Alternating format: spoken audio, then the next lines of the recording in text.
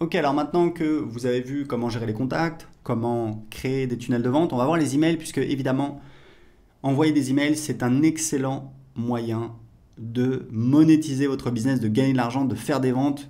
Moi, je vis de l'email marketing depuis 2010 littéralement. J'envoie des emails, j'envoie à peu près. Faudrait que je vérifie, je sais plus, c'est 1 ou 2 millions d'emails par mois et ça me permet de faire plus de 100 000 euros par mois. Donc c'est voilà, c'est vraiment mon business. System.io vous permet évidemment de faire tout ce dont vous avez besoin. La première utilisation, c'est donc de créer une newsletter. Une newsletter, c'est quoi? C'est un email qu'on va envoyer manuellement à sa liste. On va faire un envoi manuel ou alors on peut le planifier, mais grosso modo, c'est quelque chose qui va arriver une fois. Donc on pourra toujours dupliquer sa campagne, enfin dupliquer sa newsletter, la réenvoyer 6 mois plus tard, 1 an plus tard. Nous, c'est ce qu'on fait puisqu'on fait tourner un petit peu nos offres, nos campagnes. Mais en attendant, ça vous permet d'envoyer un email très rapidement. Donc voilà, on va mettre. Donc pour le titre de l'email, je vous conseille fortement. Il y a toujours quelque chose qui fonctionne très bien, c'est bénéfice plus curiosité. Donc par exemple, la méthode agir pour investir dans l'immobilier. Voilà, donc investir dans l'immobilier, c'est un bénéfice. La méthode agir, qu'est-ce que c'est? Il faut cliquer pour voir. Donc ça peut être pas mal. Donc par défaut ici, vous avez donc le nom. Donc ça, il faut que j'aille dans ici, donc paramètres des emails pour paramétrer le nom de l'expéditeur. Donc je vais mettre par exemple. Alors ici, très important, vous avez une clé d'API SendGrid, c'est totalement optionnel, c'est si vous voulez utiliser, donc c'est écrit ici, voilà, vous pouvez voir comment générer une clé d'API SendGrid en cliquant ici. Donc ça, c'est totalement optionnel puisque vous pouvez très bien vous en passer. Donc ici, ça va être l'adresse électronique utilisée par défaut, nom de l'expéditeur des emails, donc moi je vais mettre Aurélien Amaker, le pied de page par défaut, voilà, je vais laisser comme ça. Je vais enregistrer. Voilà. Alors, ici, très important, vous ne pouvez pas utiliser une adresse Gmail car Gmail, en fait, si vous envoyez des emails avec Gmail, très rapidement, vos emails vont tomber dans les spams. Les gens qui sont sur Gmail vont voir un gros avertissement. Pourquoi? Parce que Gmail considère qu'il ne peut pas vérifier que l'email a bien été envoyé par vous, puisque ça pourrait être un spammer qui utilise votre adresse Gmail pour envoyer des emails. Et comme les emails de votre newsletter ont été envoyés par nos serveurs, et pas par les serveurs de Gmail, donc Gmail ne peut pas s'assurer. Donc on a récemment interdit le fait d'utiliser une adresse Gmail. Donc ce que vous pouvez faire, c'est tout simplement, ce qu'on vous recommande de faire, c'est très simple, vous allez sur OVH, je vous mettrai le lien. Vous pouvez prendre un nom de domaine et avoir une adresse email. Ça vous coûte quelques euros par an. Je crois que ça commence à 2 euros et ça va jusqu'à 7 ou 8 euros. Donc c'est vraiment rien du tout. Et ça vous permet de professionnaliser votre business, d'être plus crédible en ayant votre propre nom de domaine. Donc je vais retourner dans les newsletters. Donc créer une newsletter. Voilà, donc le titre, etc. Ici, vous mettez le corps de l'email. Ici, vous sélectionnez les contacts à qui vous voulez envoyer cet email. Ici, vous pouvez avoir un filtre, par exemple, si vous avez une séquence automatique que vous envoyez aux nouveaux inscrits et que vous ne voulez pas envoyer aux gens qui sont encore dans cette séquence automatique, vous pouvez filtrer, vous pouvez dire voilà, je vais envoyer uniquement aux gens qui sont inscrits depuis plus de 14 jours, par exemple. Ici, vous pouvez ajouter une pièce jointe. Ici, vous pouvez exclure des tags. Donc, vous voyez, automatiquement, ça va désélectionner ici. Donc ça veut dire que je vais envoyer à tous les tags, à tous les contacts qui ont le tag prospect YouTube, moins les tags qui ont le prospect YouTube et qui ont aussi moins les contacts qui ont le tag prospect YouTube et qui ont aussi le tag contact. Ici, vous pouvez utiliser des variables de substitution. C'est par exemple si vous avez demandé au moment de l'inscription le prénom, le nom de famille, le numéro de téléphone. Vous pouvez utiliser ici une variable qui sera donc remplacée par le numéro de téléphone, dans ce cas-là, de la personne. Alors très important pour l'instant, on n'a pas encore on a un éditeur d'email qui est assez limité, qui est assez simple. Très important, plusieurs choses à dire là-dessus. Premièrement, on va bientôt ajouter un éditeur, ce sera peut-être le cas si vous voyez cette vidéo dans le futur, un éditeur plus avancé, avec plus de possibilités pour faire des emails plus graphiques. Mais deux choses importantes à savoir, c'est que premièrement, toutes les études montrent que les emails simples convertissent mieux. Pourquoi? Parce que ça a moins l'air commercial, on a l'impression que c'est plutôt un copain qui nous écrit. Et deuxième chose, n'oubliez pas que moi je vis de l'email marketing depuis 2010. Tous mes emails, j'utilise, voilà, ça sert à rien d'avoir une belle présentation, etc.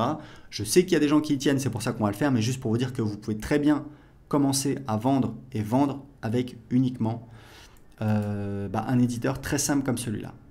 Donc voilà, donc ça c'est pour les newsletters, vous enregistrez. Ici on va mettre le titre.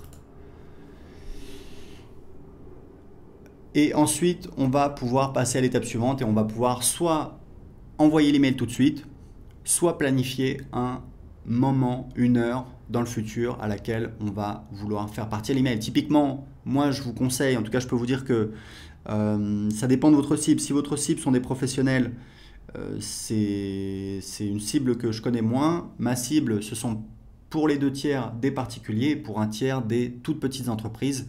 Et je sais que ce qui fonctionne très très bien pour envoyer des emails, c'est les meilleurs jours, c'est donc mardi, mercredi, jeudi. Idéalement, j'envoie les emails tôt le matin, c'est-à-dire vers 7h30, 8h.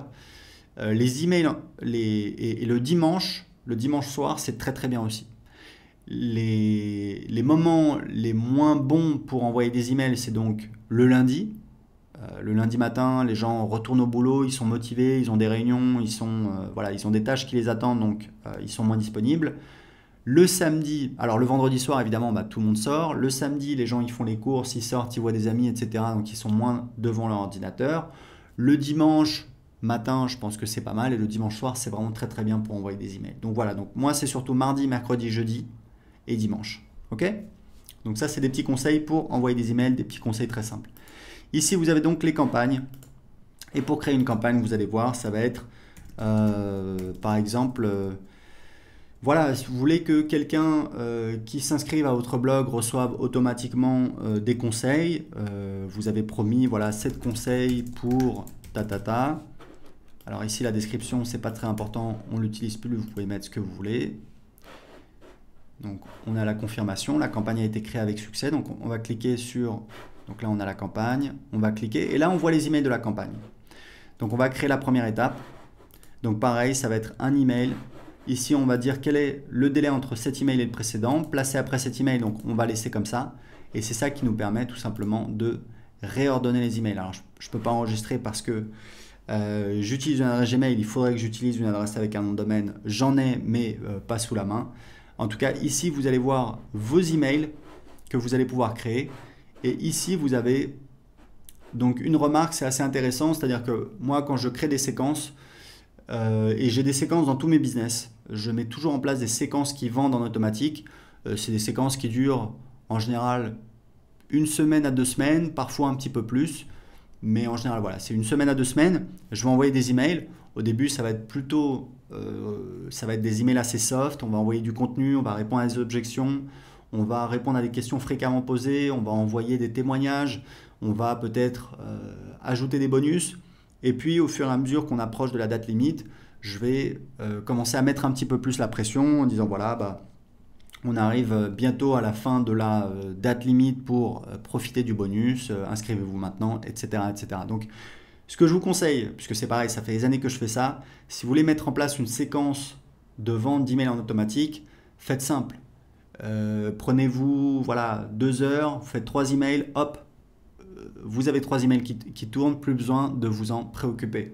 Vous pouvez faire 5 emails, 7 emails, 10 emails, c'est pas très important. Ce qui est important, c'est vraiment de ne pas essayer de faire parfait, d'avoir quelque chose qui est présent, d'avoir une petite séquence qui tourne et qui va travailler pour vous, puisque vous allez voir que vous allez voir le nombre de contacts à cette étape, vous allez voir le nombre de contacts qui sont en train d'avancer comme ça.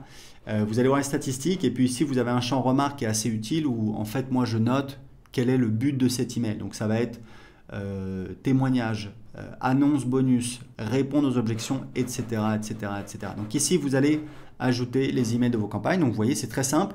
Vous pouvez soit envoyer des newsletters, donc c'est des envois manuels qui sont réalisés une fois, même si vous pouvez ensuite dupliquer vos newsletters pour les renvoyer peut-être 6 mois plus tard. Vous avez également accès à des statistiques détaillées sur quelles sont les personnes qui ont ouvert l'email, quelles sont les personnes qui ont cliqué sur l'email, quelles sont les personnes qui ont cliqué sur spam. C'est très important parce que ces personnes-là, il va falloir, ce que je vous conseille, c'est de supprimer ces personnes-là, parce que c'est des personnes qui apparemment ne veulent pas recevoir vos emails. Et que si vous avez trop de personnes qui cliquent, enfin qui notent votre email comme spam, ça va nuire à votre délivrabilité. Donc c'est très important pour vous de vraiment d'essayer d'éviter ça. Et ici vous avez les campagnes et ici vous avez les statistiques. Donc c'est tout pour les emails avec System.io.